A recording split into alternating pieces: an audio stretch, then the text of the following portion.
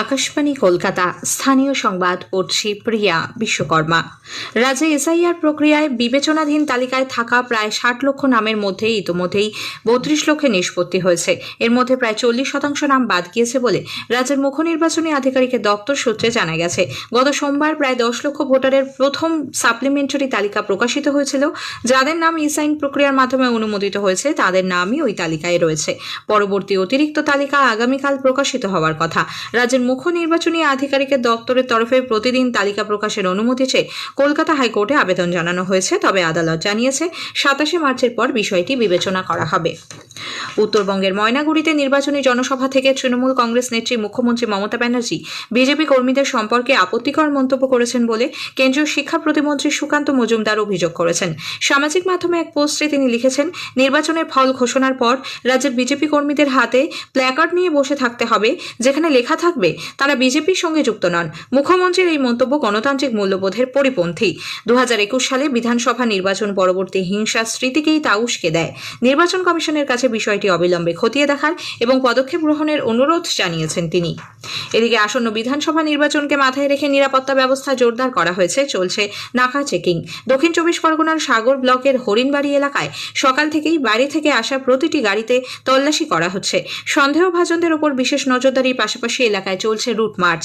হাওড়ার বাগনানে গতকাল বিপুল পরিমাণ গাঁজা সহ দুজনকে গ্রেপ্তার করেছে পুলিশ। জেলার বড়গাছিয়া সন্ধ্যা বাজার, ফিঙাগাছি বাঁধ এবং একব্বরপুর এলাকায় অভিযান চালিয়ে প্রায় ২৫০ লিটার বেআইনি মদ সহ ৪ জনকে গ্রেপ্তার করা হয়েছে।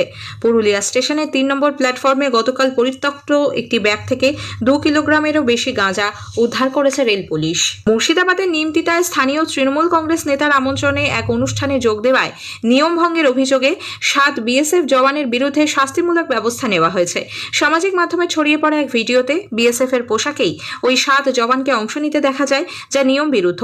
এরপরই বিএসএফ এর তরফে বিভাগীয় তদন্ত শুরু হয়। অভিযুক্তদের মধ্যে ২ জনকে নিজেদের হেফাজতে নিয়েছে বিএসএফ, বাকি ৫ জনকে অন্য রাজ্যে বদলি করা হয়েছে। দক্ষিণ কলকাতার বাঘাযতীনের পূর্ব ফুলবাগানে দুষ্কৃতীদের গুলিতে রাহুল দের খুনের ঘটনায় ৪ জনকে গ্রেপ্তার করেছে পুলিশ। এলাকায় রাহুল তৃণমূল কংগ্রেস কর্মী হিসেবে পরিচিত ছিলেন। ধৃত দীপ রায়, বিধান বন্দ্যোপাধ্যায়, রাজা বণিক এবং জয়ন্ত ঘোষকে আজ আদালতে তোলা হবে। বন্ধু জিৎ মুখোপাধ্যায়ের আমন্ত্রণে গত রাতে তাঁর বাড়ির ছাদে একসঙ্গে খাওয়া দাওয়ার সময় কয়েকজন দুষ্কৃতী সেখানে ঢুকে গুলি চালায় বলে অভিযোগ।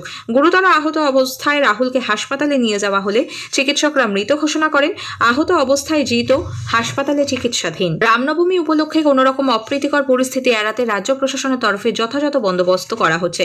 নবান্নে গতকাল মুখ্য সচিব দুষ্যন্ত নারিয়ালা, স্বরাষ্ট্র সচিব সংঘমিত্রা ঘোষ, রাজ্য পুলিশের মহানির্দেশক সিদ্ধিনাথ গুপ্তা, কলকাতার পুলিশ কমিশনার অজয় নাথ, সব জেলা শাসক ও অন্য আধিকারিকদের সঙ্গে বৈঠক করেন। আজ থেকে ২৯ মার্চ পর্যন্ত জেলায় জেলায় মিছিল হওয়ার কথা। হাওড়া, চন্দননগর এবং ইসলামপুরে বিশেষ সতর্কতা নেওয়া হচ্ছে। জেলাগুলিতে মোতায়েন থাকছে বিরাট সংখ্যক পুলিশ বাহিনী। এছাড়াও প্রয়োজন পড়লে সিআরপিএফ এর সাহায্য নেওয়া হবে। পুলিশ কমিশনার অজয় নন্দ জানিয়েছেন তাদের পক্ষ থেকে বাড়তি নিরাপত্তার বন্দোবস্ত করা হয়েছে। তো প্রসেশন চলবে, এটা সেন্সিটিভ আছে, হয়তো কিছু স্লোগান সাইটিং হলো বা কিছু হলো, ওইখানে আমরা সিএপিএফও রেখেছি, বাড়তি নিরাপত্তা রাখা আছে। ইফ রিকোয়ার্ডই আছে there, so we are using it. বাইকও যাবে না, বাইক জন্য পার্কিং ব্যবস্থা করা আছে, ওইখানে বাইক দাঁড় করবে, মিছিল করবে, তারপরে আবার বাইক নিয়ে চলে যাবে। It has been left to the zonal DCPs, they will decide, and ওরা মোবাইলেই থাকবে। এইখানে যদি প্রয়োজন এইখানে অন্য জায়গা হবে ওইখানে যাবে, এইখানে কোনো হার্ড অ্যান্ড ফাস্ট কিছু নেই। Will use it as per the requirement. এদিকে ভবানীপুরে রামনবমীর শোভাযাত্রা শুরু হয়েছে। উপস্থিত রয়েছেন বিরোধী দলনেতা শুভেন্দু অধিকারী।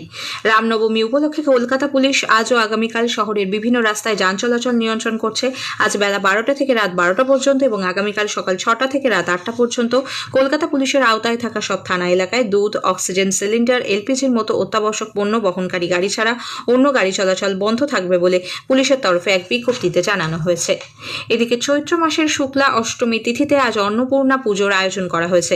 পারিবারিক পুজোর পাশাপাশি বারোয়ারি অন্নপূর্ণা পুজোরও প্রচলন রয়েছে বাংলায়। বেশ কিছু জায়গায় নবপত্রিকা স্নান ও কলস যাত্রারও রীতি রয়েছে। কথিত আছে বঙ্গে দেবী অন্নপূর্ণার পুজোর প্রচলন করেন রাজা ভবানন্দ মজুমদার। স্কুল সার্ভিস কমিশনের ২৬,০০০ চাকরি বাতিল মামলায় এসএসসির বিরুদ্ধে আদালত অবমাননা সংক্রান্ত অভিযোগে মামলাকারীদের কলকাতা হাইকোর্টে আবেদন জানাতে বলেছে সুপ্রিম কোর্ট। বিচারপতি সঞ্জয় কুমার ও বিচারপতি কে বিনোদ চন্দ্রনের বেঞ্চ গতকাল এই নির্দেশ দেন।